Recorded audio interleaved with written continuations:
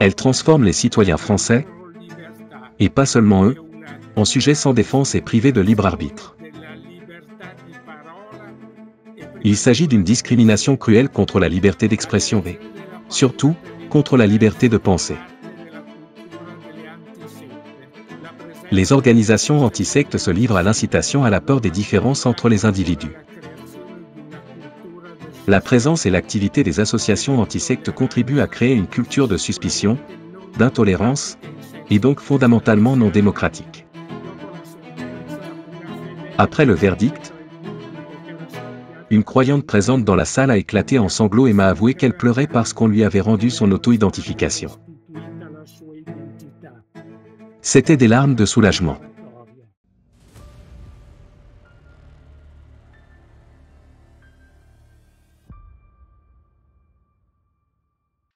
Bienvenue sur la chaîne de la Société Créatrice. Le sujet de notre entretien d'aujourd'hui est la liberté et la démocratie. Nous avons le plaisir de discuter avec l'avocat Fabrizio D'Agostini, expert et avocat respecté, conseiller scientifique et membre fondateur de la FOB, Fédération européenne pour la liberté de croyance. Récemment, l'avocat D'Agostini a donné un avis très fort et bien argumenté sur une nouvelle loi votée par le gouvernement français concernant la criminalisation de l'influence psychologique.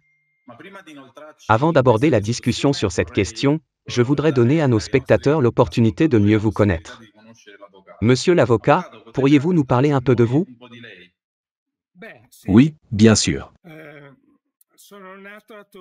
Je suis né à Turin en 1945, à Turin en Italie. Troisième de 6 enfants, je suis diplômé en droit, avec une spécialisation en philosophie du droit, sous la direction de Norberto Bobbio.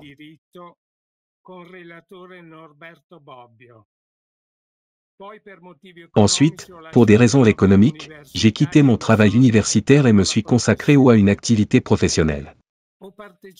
J'ai commencé comme stagiaire, puis avocat débutant et enfin avocat dans des procès pénaux importants.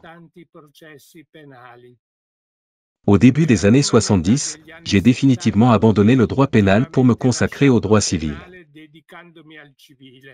Jusqu'en 2015, j'exerçais uniquement dans ce domaine.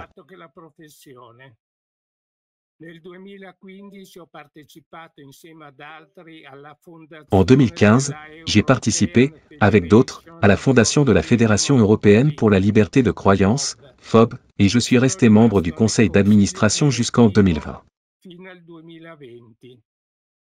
J'ai conservé ma participation au comité scientifique de la FOB. En 2018, j'ai promu et participé, avec de nombreuses autres personnes, à la conférence internationale intitulée « Droit et liberté de croyance en Europe, un parcours difficile ». Le deuxième jour de la conférence, j'ai modéré la 3e session. La conférence a reçu la médaille du président de la République italienne. En 2018, pour des raisons de santé, après une opération au dos, j'ai progressivement cessé toute activité sociale et démissionné du conseil d'administration de la FOB. Cependant, j'ai continué à écrire. Entre 2010 et 2018, j'ai donné des conférences en Italie, en Belgique et en Floride.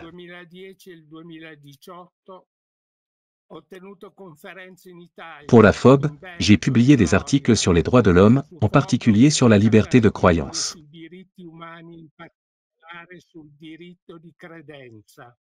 Dans mon activité d'avocat civil, j'ai assisté la toute petite église manichéenne, aujourd'hui disparue, l'église de Scientologie et le mouvement spirituel de Damanhur.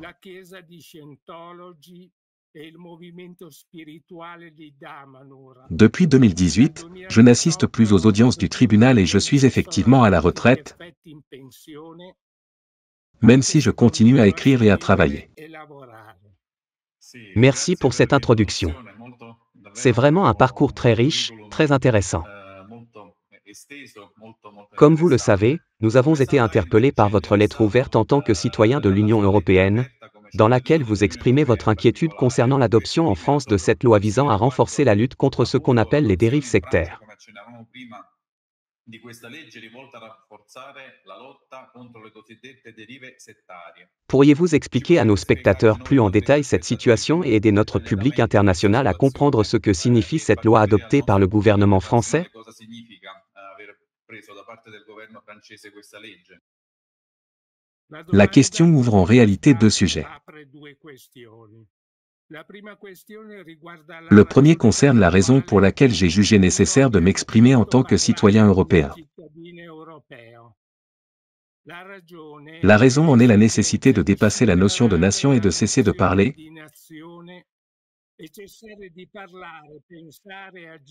de penser, d'agir comme au sein d'une nation autonome et souveraine, séparée des autres et désintéressée de son sort.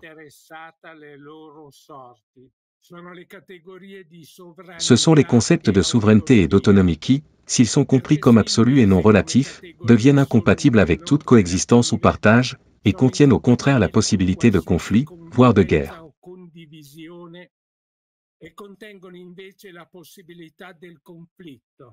La question est certes complexe. Et ici, je parle en tant que citoyen européen, et pas seulement en tant qu'Italien. Et ce n'est pas seulement une opinion subjective, c'est la position objective d'un citoyen d'un des pays de l'Union européenne.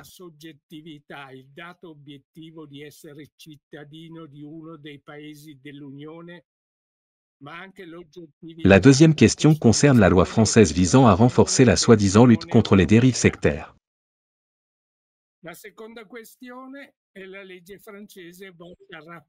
Il est difficile d'expliquer ce terme, puisqu'un nouvel article pénal a été introduit.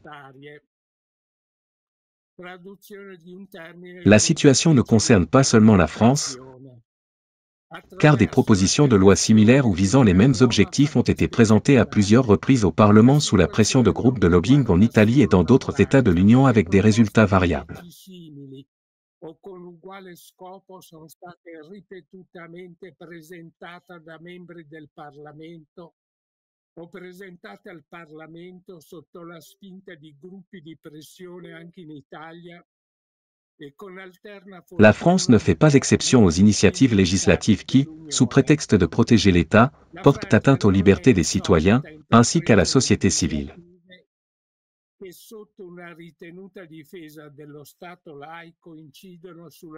La Fédération européenne pour la liberté religieuse, FOB, a déjà abordé cette question et continue d'en discuter de manière approfondie depuis avril de cette année. Introvigne, Duval, Calsolari et d'autres sont impliqués dans ce projet. Deux articles du projet, désormais loi, apparaissent liberticides et inacceptables. Il s'agit de l'article 2.3 et de l'article 12 de la loi.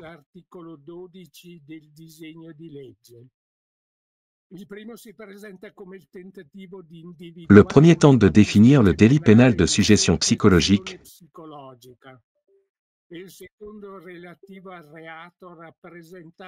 et le second traite du délit associé au refus de traitement médical causé justement par cette suggestion psychologique.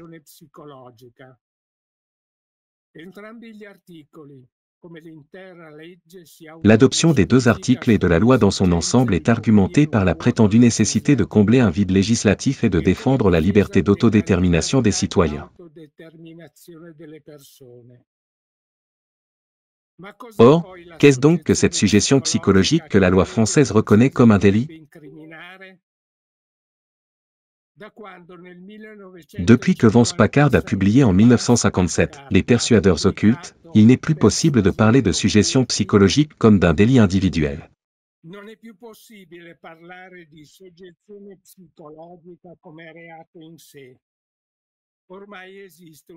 Il existe aujourd'hui beaucoup de littérature sur ce sujet. Depuis lors, on sait qu'il existe des techniques de manipulation, de la publicité au marketing, de diverses méthodes de vente à la politique et bien plus encore. La manipulation psychologique est devenue un élément essentiel de la structure sociale moderne, il est même encadré.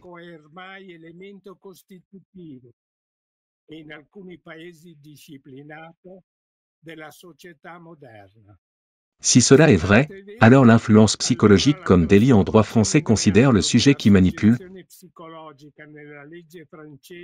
et non le problème de la manipulation en tant que tel.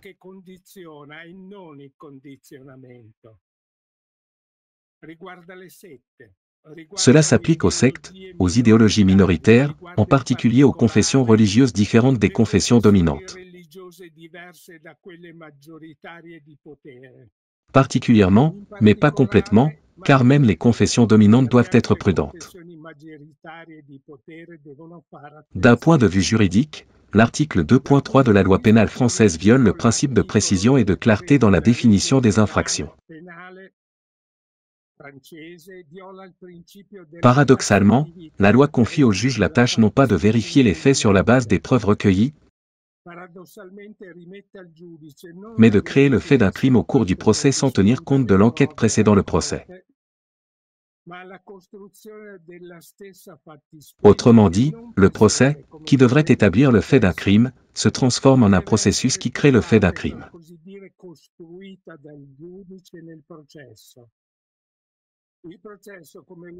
Avant le procès, la suggestion psychologique n'existe pas.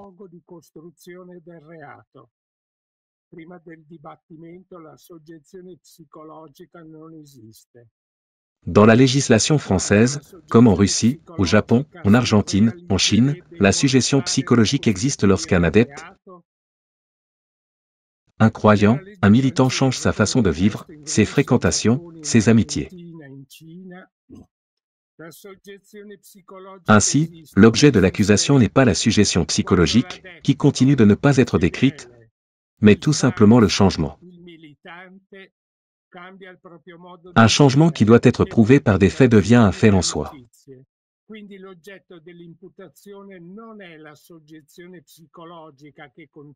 Comment se produit la suggestion psychologique, si l'on l'examine sans distorsion? Il y a un leader, un gourou, un chef charismatique et une doctrine, et celui qui y adhère, le fidèle, le croyant, le militant. Et une personne qui suit ce leader charismatique ou gourou devient un sectaire. Le terme sectaire vient du latin secte.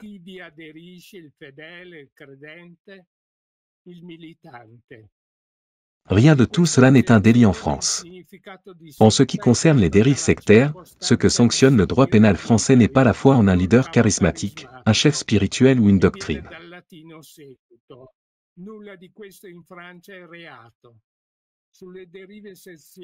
La vraie sanction s'applique si une personne change son mode de vie. Autrement dit, le crime ne réside pas dans l'impact psychologique lui-même, mais dans le changement.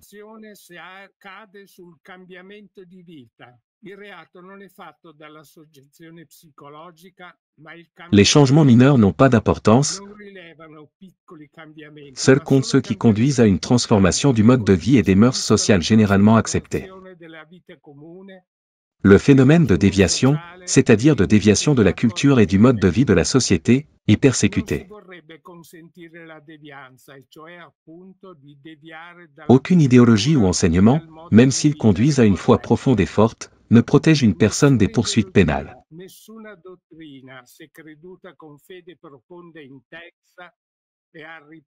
La force de la foi et la profondeur des convictions d'une personne sont un autre aspect sur lequel repose la fabrication de crimes d'asservissement psychologique. Vous pouvez soi-disant croire, mais pas assez profondément pour changer votre mode de vie. C'est en quelque sorte un conservatisme social féroce. La France a ensuite poursuivi son déclin juridique en statuant, par l'intermédiaire de la Miviludes,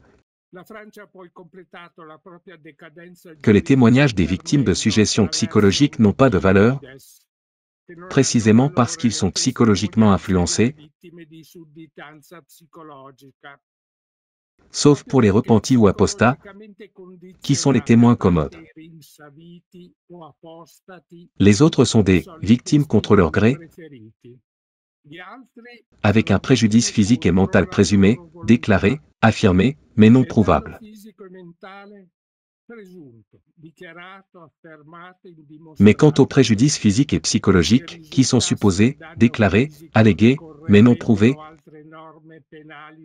si un préjudice physique est découvert, alors des sanctions strictes sont appliquées. D'un point de vue logique, c'est une tautologie, il y a une dépendance psychologique, parce que la dépendance psychologique existe réellement. Le fait que la victime affirme sous serment qu'elle n'est en aucun cas affectée est sans importance. Or, cela signifie aussi la fin de la liberté personnelle de l'individu. De plus, le juge ne peut que se fier à l'avis d'experts. C'est un transfert des pouvoirs judiciaires aux consultants psychologues, psychiatres, psychanalystes et aux associations antisectes. C'est donc le tiers qui prend les décisions. Qu'est-ce qui attend les citoyens croyants? Ceux qui ne pourraient pas témoigner parce qu'ils ont été soumis à une influence psychologique? Quelle volonté se substitue à la leur? Le défenseur national des droits des personnes privées de liberté, en activité en Italie depuis 2016, a déclaré dans son rapport que le plagiat est un délit impossible à définir.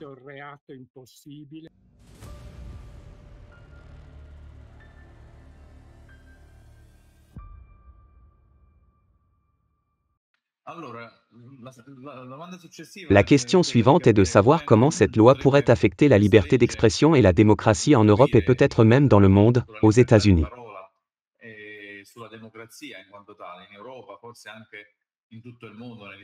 Comment évaluez-vous l'impact possible de cette loi? C'est inévitable, et pas seulement à cause de la loi. Ce sont des promoteurs, des lobbyistes, ce sont des politiciens, l'adoption de documents. C'est toute une culture qui n'est pas une culture de liberté. Des sanctions peuvent être appliquées pour l'expression de pensée, pour le choix d'une personne, pour ses paroles, son enseignement, sa doctrine, sa religion et son idéologie. La base théorique des nouvelles normes en matière de violence psychologique n'implique aucune conséquence, aucune véritable punition. Il s'agit d'une discrimination cruelle contre la liberté d'expression et, surtout, contre la liberté de penser. Elle transforme les citoyens français, et pas seulement eux, en sujets sans défense et privés de libre arbitre.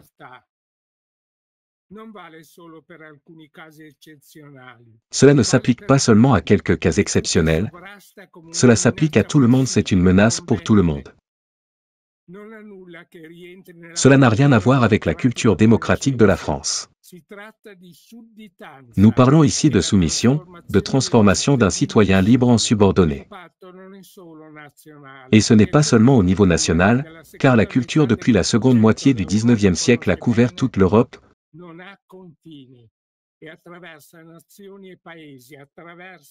sans frontières. Elle couvre aujourd'hui les nations et les pays, traverse les mers et les océans. Les citoyens de différentes traditions culturelles communiquent sur les réseaux sociaux, et cela est déjà à l'échelle mondiale. Comme nous l'avons déjà dit, la démocratie se dégrade. Nous avons de nombreux problèmes, et pas seulement en France, puisque des projets de loi similaires, ayant le même objectif, ont été soumis à plusieurs reprises au Parlement par des députés ou sous la pression de lobbyistes en Italie, et avec un succès variable dans tous les pays de l'UE et dans le monde.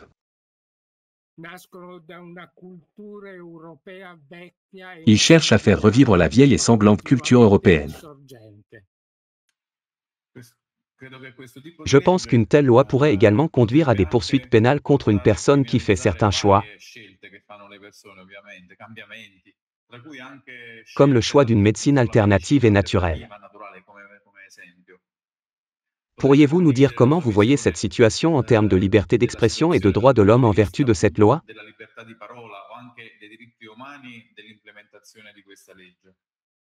Oui, la nouvelle loi française, l'article 12 du projet de loi, a transféré au code pénal un litige qui a débuté dans les années 70 à 80 du siècle dernier.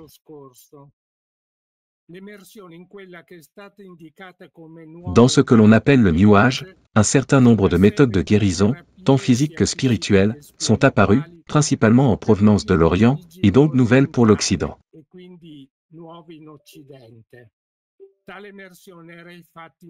Ce phénomène était en fait inacceptable pour la culture médicale occidentale. Quoi qu'il en soit, le contexte de la thérapie orientale est différent, puisque la médecine occidentale est dominée par la santé et les peurs entourant la personne. Les organisations antisectes se livrent à l'incitation à la peur des différences entre les individus. En fin de compte, cela ne diffère pas de la violence psychologique que j'ai déjà évoquée. De nombreuses institutions médicales établies considèrent les traitements New Age comme hérétiques et donc erronés. Les lois françaises et italiennes suggèrent que le patient, informé et étant conscient, est libre de choisir la thérapie qu'il préfère ou de refuser celle qu'il ne souhaite pas. C'est l'incarnation de la liberté. Cette liberté est un droit constitutionnel. La législation française, quant à elle, n'interdit pas le choix des thérapies alternatives. Il n'y a rien d'interdit dans les soi-disant thérapies hérétiques. Le recours à une telle thérapie relève de la liberté de choix de la personne. Alors, que protège la loi qui prime sur la liberté de choix d'une personne? Quel avantage ce droit pénal apporte-t-il à une personne? Si cette loi permettait à une personne de choisir une thérapie sans nuire à la santé, elle confirmerait alors la liberté de choisir une thérapie différente de celle officiellement reconnue.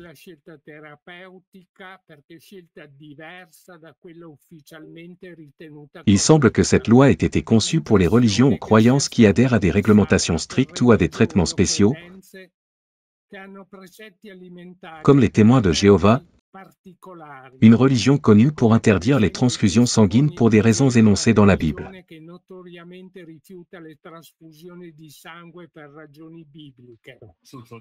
Oui, bien sûr, il s'agit d'un problème urgent auquel nous sommes confrontés ces dernières années dans toute l'Europe et dans le monde. Passons à la question des organisations antisectes qui gagnent de plus en plus en pouvoir. Selon vous, quel rôle ces organisations jouent-elles dans le monde et peuvent-elles apporter des bénéfices?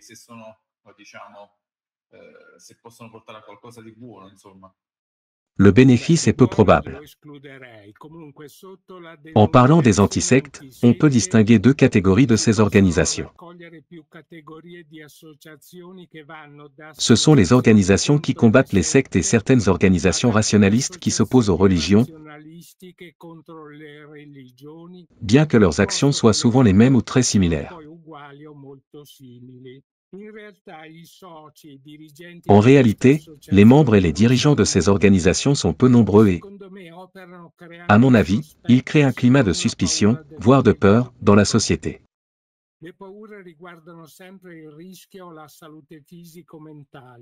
Ces peurs tournent toujours autour de la santé physique ou mentale.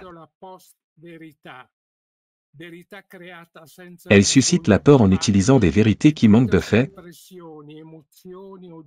des vérités basées sur leurs impressions, leurs émotions ou leurs jugements, ou sur les témoignages d'anciens membres du mouvement ou de ceux qui ont renoncé. Ils peuvent aussi utiliser un fait isolé et l'appliquer à l'ensemble de la communauté religieuse attaquée, comme si cela faisait partie de sa doctrine ou de sa pratique. Ou bien, ils le font avec des mensonges ou des demi-vérités mal interprétées. Les antisectes appliquent toujours une évaluation qui devrait soi-disant devenir la norme, qu'ils considèrent comme le comportement correct servant de référence.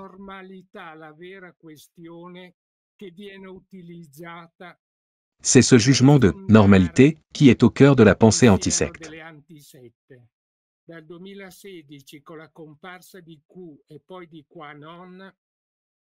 Depuis 2016, avec l'apparition de Q puis de QAnon et l'explosion des réseaux sociaux, la culture de l'intolérance des associations antisectes a trouvé un allié dans la culture du complot.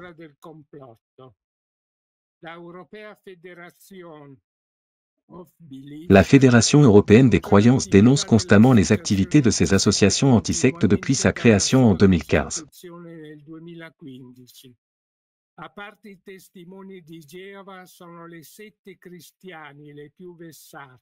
Outre les témoins de Jéhovah, les sectes chrétiennes ont été sévèrement persécutées. Dans ce cas, le terme « secte » désigne une séparation de la communauté chrétienne au sens large.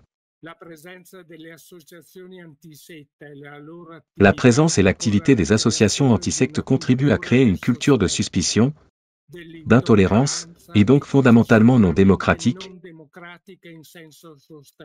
qui s'oppose à une culture de liberté, de participation, de compréhension, de tolérance et de confiance en l'autre.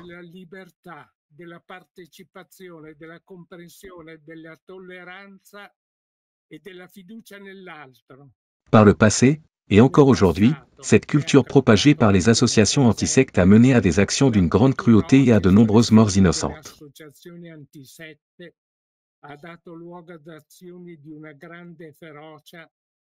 Pour conclure, je me permets de rappeler la déclaration de Norberto Bobbio concernant la tolérance. Nous devons être tolérants envers tout le monde, sauf ceux qui violent les principes de tolérance.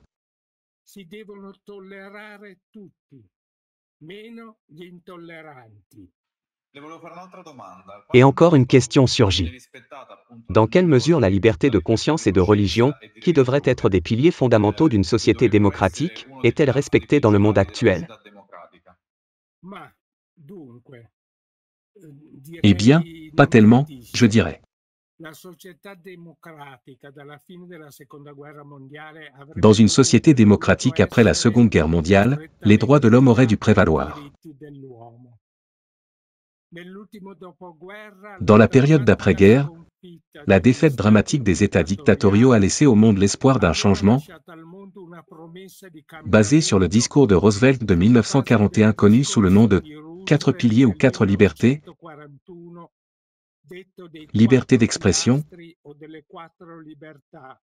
liberté de religion, liberté de vivre à l'abri du besoin et liberté de la peur.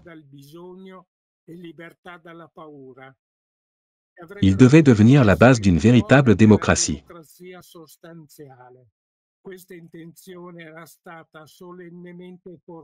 Cette intention a été solennellement formulée et 48 pays à travers le monde l'ont soutenue lors de l'Assemblée générale des Nations unies en décembre 1948 dans la Déclaration universelle des droits de l'homme.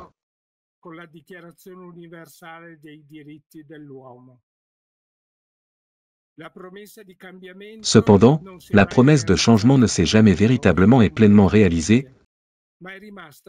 Ce n'était qu'un espoir et a été utilisé comme un objectif.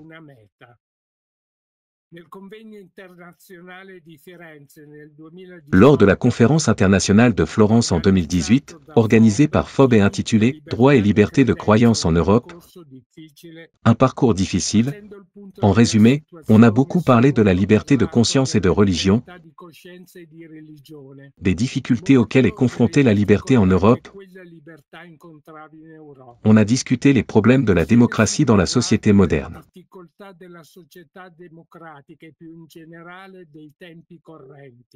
En fait, la démocratie traverse une crise profonde, et de nombreuses personnes en connaissent les raisons. La crise ne concerne pas seulement la liberté de croyance et de religion, même si cette liberté reste une référence importante pour ce que l'on appelle une véritable démocratie.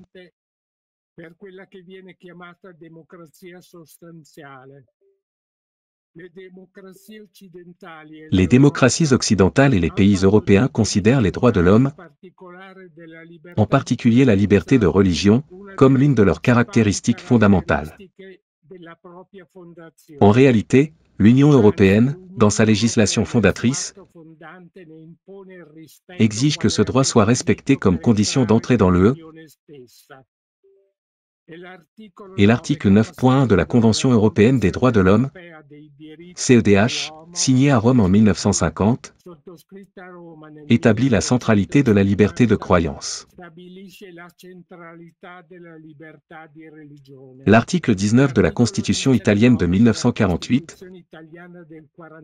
quant à lui, prévoit que chacun a le droit de manifester librement sa religion sous quelque forme que ce soit, individuellement ou collectivement, de la prêcher ou d'y consacrer du temps, en privé et en public, pour autant que cela ne soit pas contraire à la bonne morale. Des normes similaires sont présentes dans les constitutions ou les actes fondateurs des démocraties occidentales. Oui, ces événements sont bien connus, tout est là, mais, malheureusement, seulement sur le papier, et nous, en tant qu'humanité, devrions déjà comprendre que tout cela est écrit dans nos constitutions et que nous n'avons qu'à le mettre en œuvre. Mais, malheureusement, dans la pratique ceci n'est pas réalisé.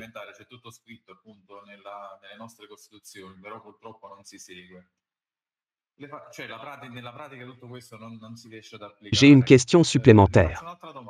Dans l'un de vos discours, vous évoquez également un autre droit, le droit à la vérité. Pourriez-vous expliquer cela davantage?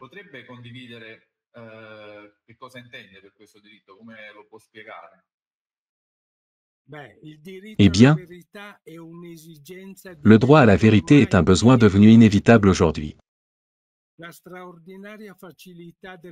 Les systèmes électroniques de plus en plus sophistiqués nous donnent la possibilité de communiquer facilement et, par conséquent, la vie privée et publique comprend une variété de données, d'interprétations et de narratifs qui n'existaient pas avant l'avènement des réseaux sociaux. Aujourd'hui, tout le monde peut communiquer avec n'importe qui, et même le faire de manière anonyme.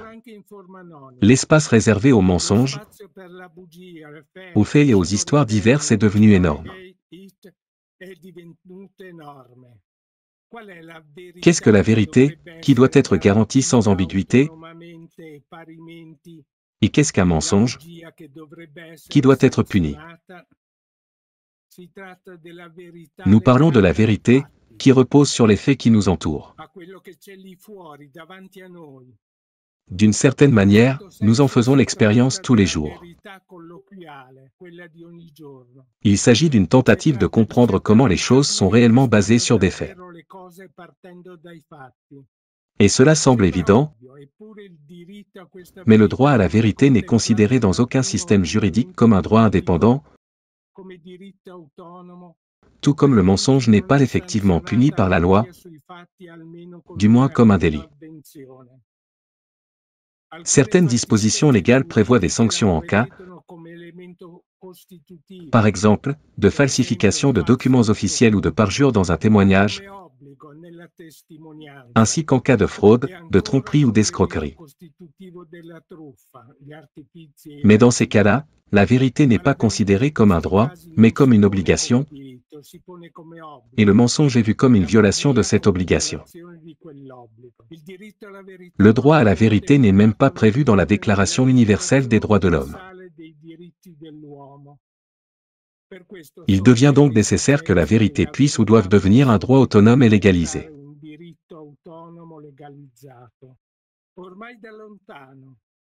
Depuis décembre 1948, et compte tenu de 30 articles consacrés aux droits et libertés énoncés dans la Déclaration, un travail a été mené sur le droit à la vérité, sans laquelle aucune liberté ni aucun droit n'a de sens.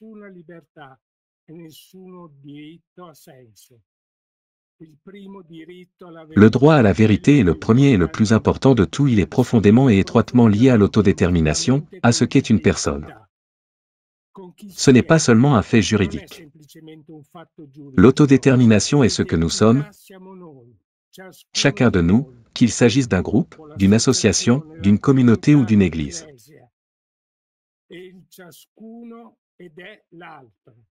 C'est tout cela.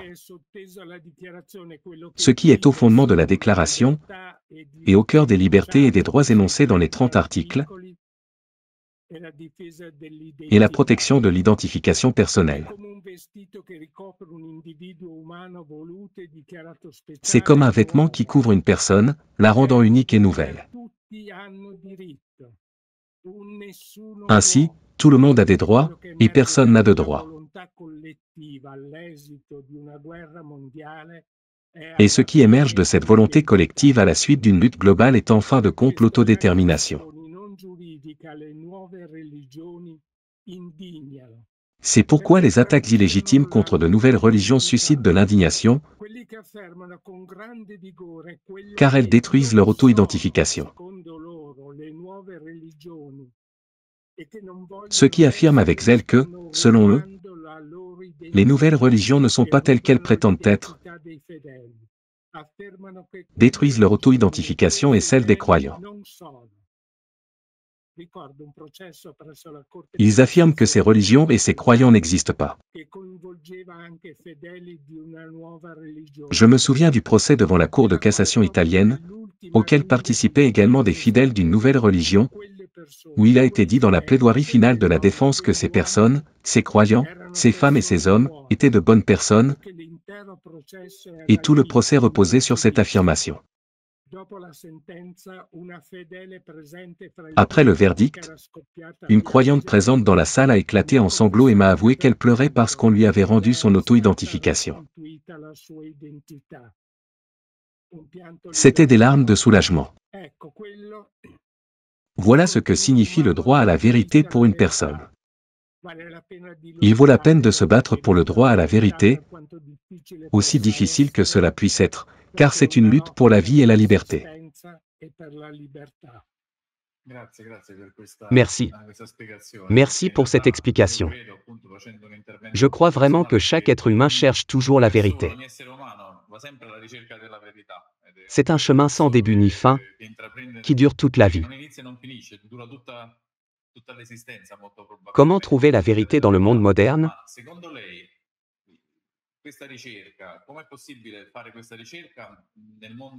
Où le flux d'informations est si immense qu'il est vraiment difficile de s'orienter ?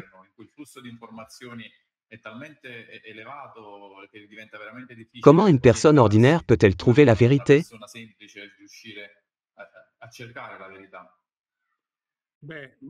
Eh bien, je prends sur moi cette tâche importante et assez difficile.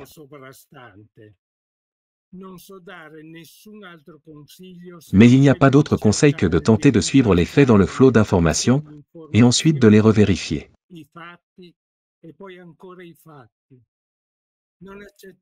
Ne prenez pas pour argent comptant les affirmations sur l'existence des faits.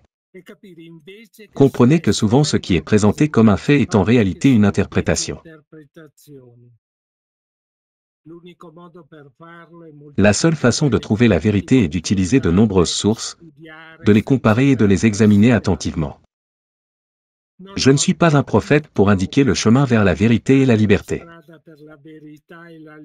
Je crois que la quête de la vérité, comme celle de la liberté, est en essence une expérience de vie individuelle. C'est un effort et une vigilance pour comprendre ce qui se passe réellement dans le monde et dans la société.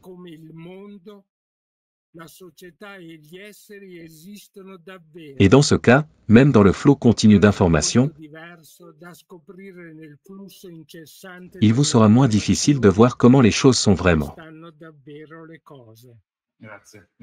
Merci pour la réponse. La question est vraiment importante, car elle dépasse le cadre juridique et touche à la connaissance de soi. Et une dernière question, comment chaque individu et la société dans son ensemble peuvent-ils protéger la démocratie ? Une véritable démocratie, en tant que pouvoir du peuple, n'a probablement jamais existé, à l'exception peut-être d'une courte période dans la Grèce antique. La démocratie a toujours été représentative. Il existe des référendums en tant que manifestation de la démocratie. La démocratie comme forme de gouvernement englobe des directions très diverses et parfois contradictoires, allant de la démocratie libérale à des oxymores comme la démocratie souveraine et la démocratie illégale.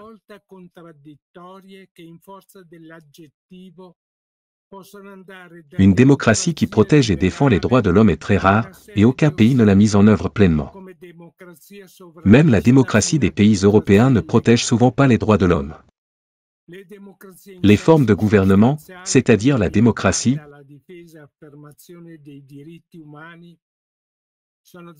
ont existé dans l'histoire en fonction des événements. Je ne suis pas un visionnaire pour dire comment protéger la démocratie existante, car la démocratie formelle n'a pas besoin de protection, compte tenu de l'énorme quantité d'idées diffusées, d'idéologies et du flux de nouvelles brutales. La véritable démocratie est le choix des êtres humains. Les gens doivent faire ce choix. Et la question est de savoir comment la préserver et la protéger après cela.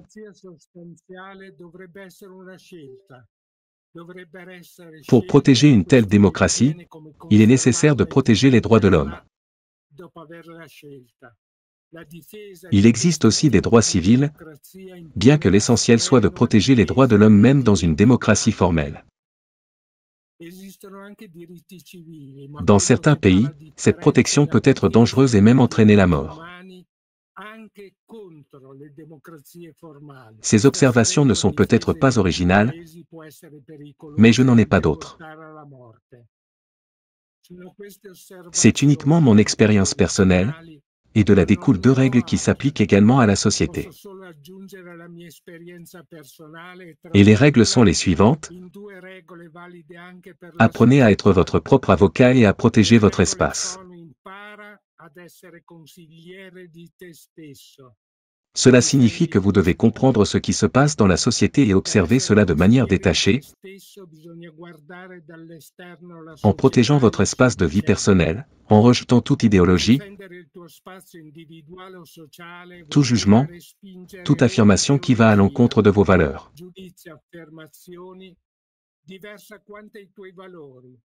Il faut contenir toute attaque, d'où qu'elle vienne. Je n'ai rien à ajouter. Merci, maître, ce fut un entretien très intéressant et enrichissant. Je vous remercie pour tout et j'espère que nous pourrons nous revoir bientôt pour discuter d'autres sujets. Merci et à bientôt. Je vous remercie. Io ringrazio voi, grazie.